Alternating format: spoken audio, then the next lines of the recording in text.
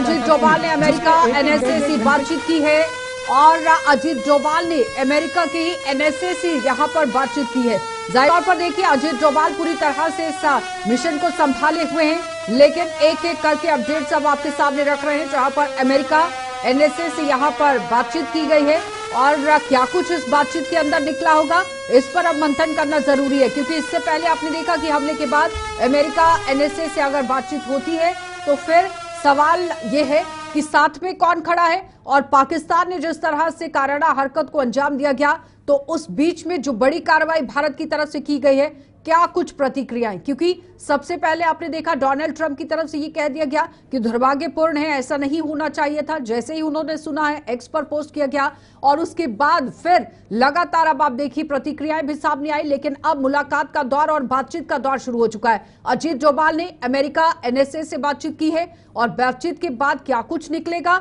ये आपके सामने रखेंगे, लेकिन फिलहाल देखिए एक एक करके अब भारत जिस तरह से कड़े एक्शन और कड़ा प्रहार करता नजर आ रहा है। सीधा उज्जवल आप ही के पास आऊंगी, एनएसए के साथ भी बातचीत हुई है, इससे पहले तो रक्षा मंत्री के साथ सीडीएस की मुलाकात, वो पूरी जानकारी दे रहे हैं, लेकिन अजीत डोभाल ने अब अमेरिका एनएसए से भी बातचीत की है। उज्जवल